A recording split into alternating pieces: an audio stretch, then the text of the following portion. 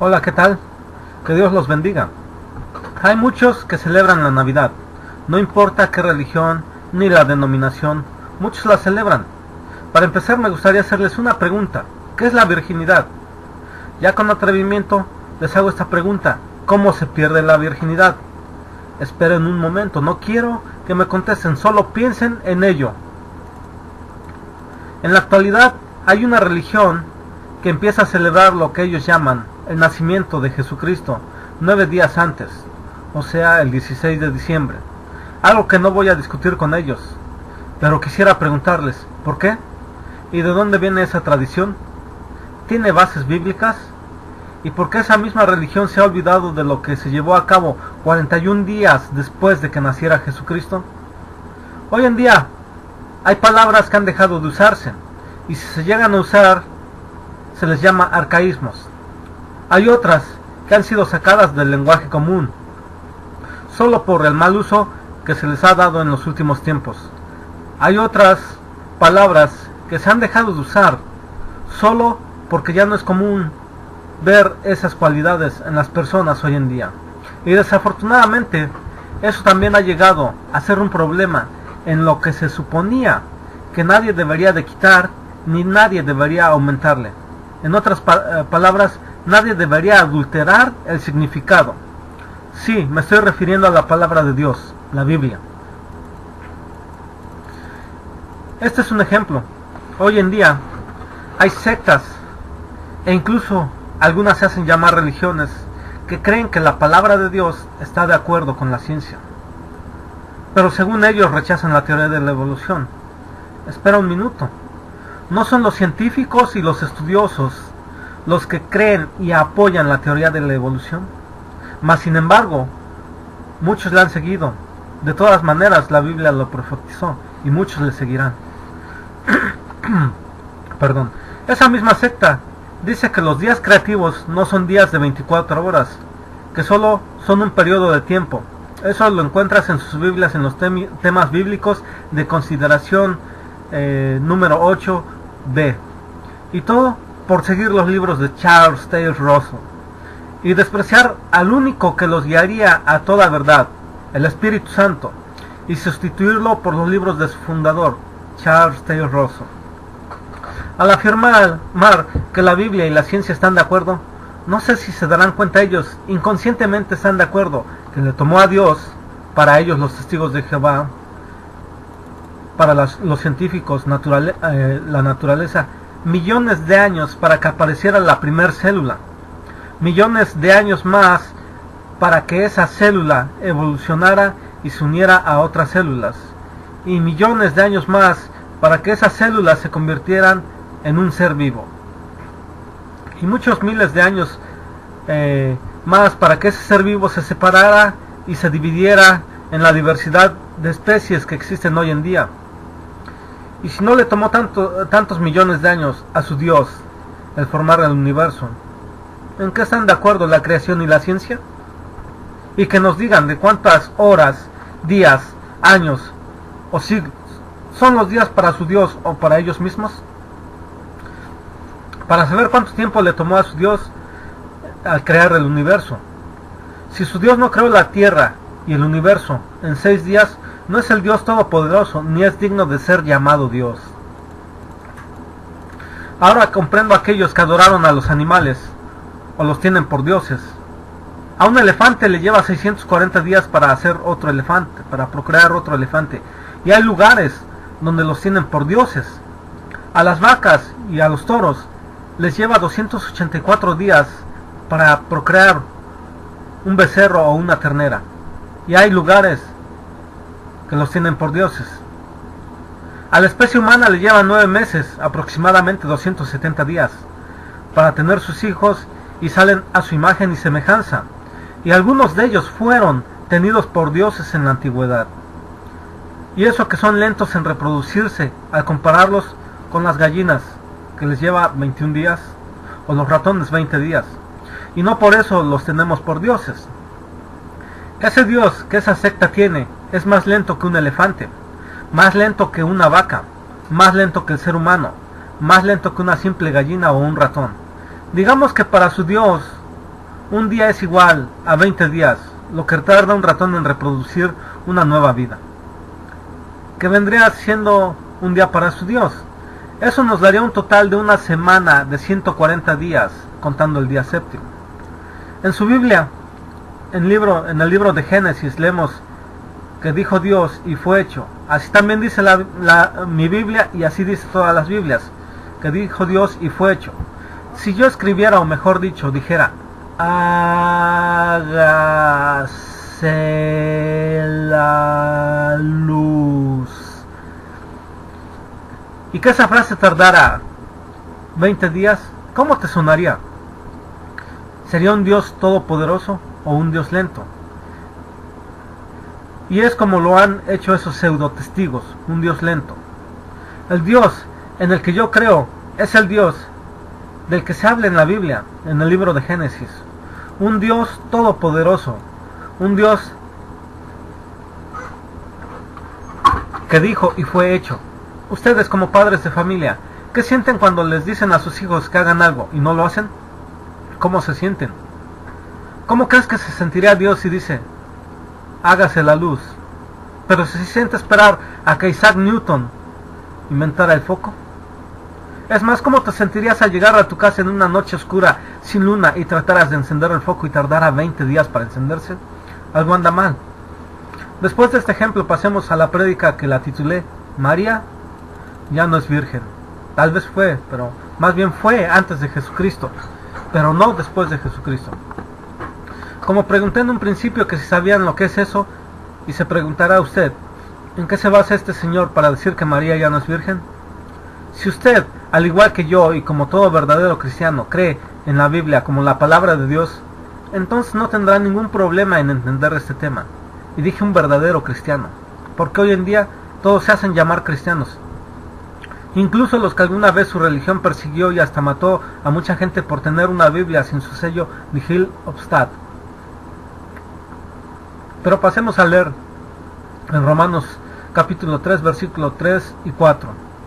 Pues que si algunos de ellos han sido incrédulos, ¿su incredulidad ha hecho nula la fidelidad de Dios?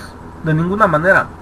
Antes bien, sea Dios veraz y todo hombre mentiroso, como está escrito, para que seas justificado en tus palabras y verás cuando seas juzgado.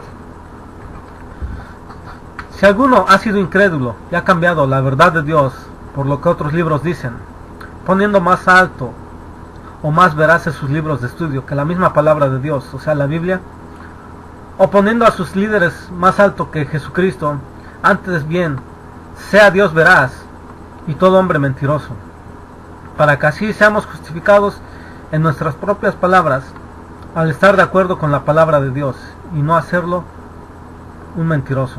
Así, con esta cita tú decidirás que está bien, el apoyar tus fábulas y tus tradiciones, o entender la palabra de Dios. Virgen. A través de la Biblia vamos a analizar esta palabra. Como ya he dicho antes, algunas religiones han cambiado en su Biblia esta palabra por otros términos. En otras palabras, han adulterado la palabra de Dios y han cambiado la palabra virgen por muchacha, joven o doncella. Hoy en día parece ser que la palabra virgen solo es usada cuando se refieren al aceite de olivo virgen y al aceite de olivo extra virgen. El ser virgen no es un periodo de tiempo en la vida que sigue después de ser niñas, ya que las niñas desde que nacen son vírgenes. Ojo, pero no por eso las vamos a poner en un altar, en un nichito, y doblar la rodilla para adorarlas.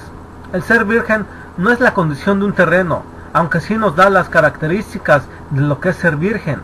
Tal es el caso de la selva virgen y las islas vírgenes, llamadas así para dar a entender que nadie las había explorado o había tenido acceso a esas tierras. El ser virgen no solo es una condición de las mujeres, mejor dicho, del sexo femenino, sino también de los hombres o el sexo masculino, aunque no se puede ver si ellos son o no son vírgenes. Dios lo sabe de antemano. Pero sigamos con la virginidad de las mujeres, ya que fue una de las características que Dios buscó en una mujer para que ella pudiera tener a su hijo. Digo una de las características, ya que fueron varias las cualidades que Dios vio en María, la de la Biblia.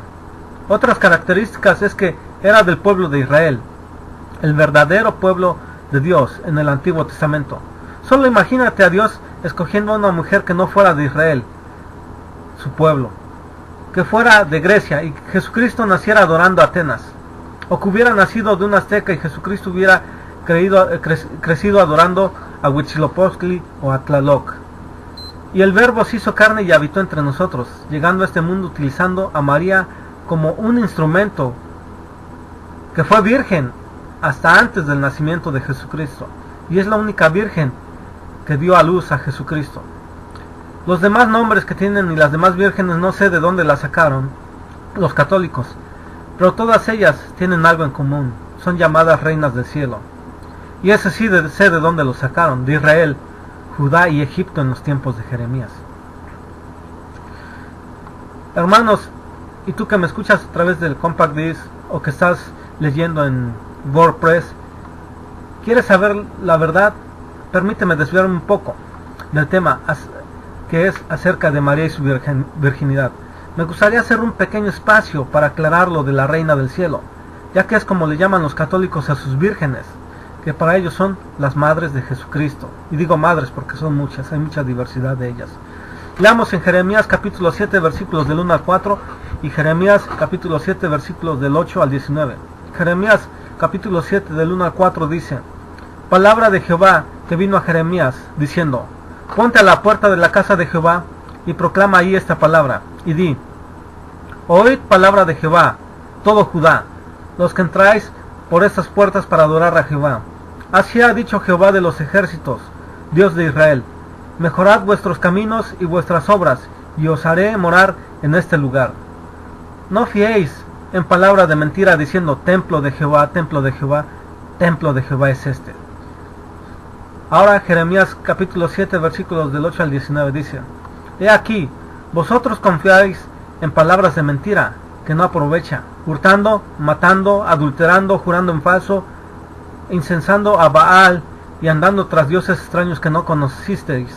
Vendréis y os pondréis delante de mí en esta casa sobre la cual es invocado mi nombre, y diréis: librados somos para seguir haciendo estas abominaciones. ¿Es cueva de ladrones delante de vuestros ojos esta casa sobre la cual es invocado mi nombre? He aquí que también yo lo veo, dice Jehová.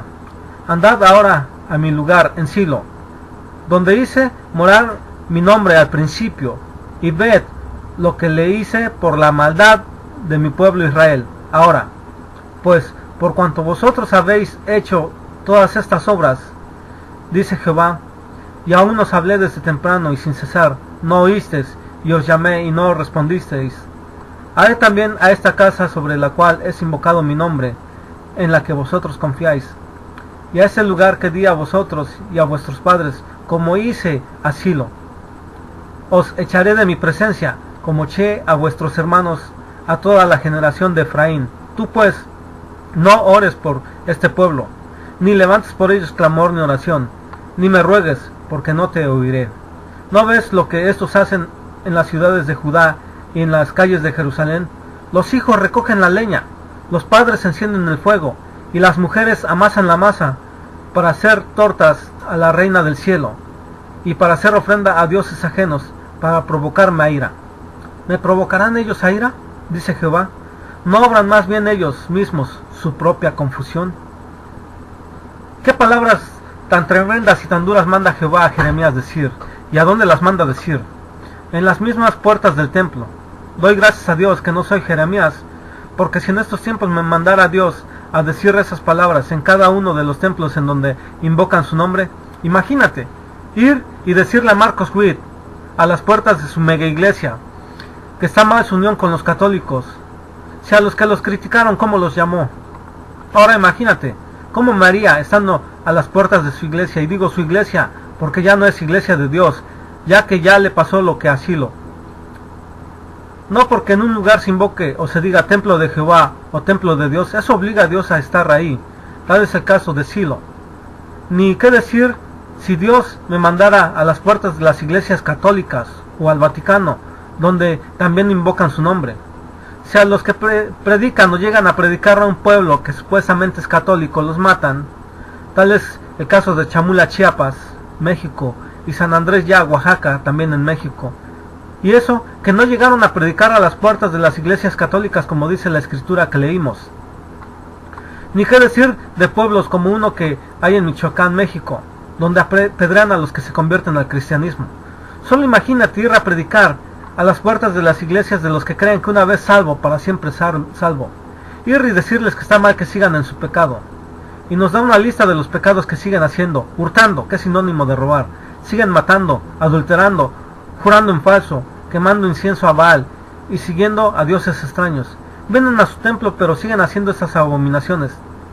Bueno, ya para qué digo nombres, si incluso en las según iglesias cristianas también lo hacen y aún así creemos que Dios nos aprueba. Algo anda mal. Ni qué decir de los que adoran a la Reina del Cielo, donde solo por tener una familia que se divide los quehaceres o tareas para ese culto idólatra de adorar a la Reina del Cielo, ¿hoy creen que tienen paz? Escuchen lo que dice la escritura: los hijos recogen la leña, los papás encienden el fuego y las mamás amasan la masa. Muchos, incluso los cristianos, desearíamos tener una familia con tanta armonía y paz al hacer nuestros quehaceres del hogar, pero esa armonía la hacen para provocar a ira a Dios. Pero Dios dice: ¿me provocarán a ira? No, más bien ellos están edificando su propia perdición.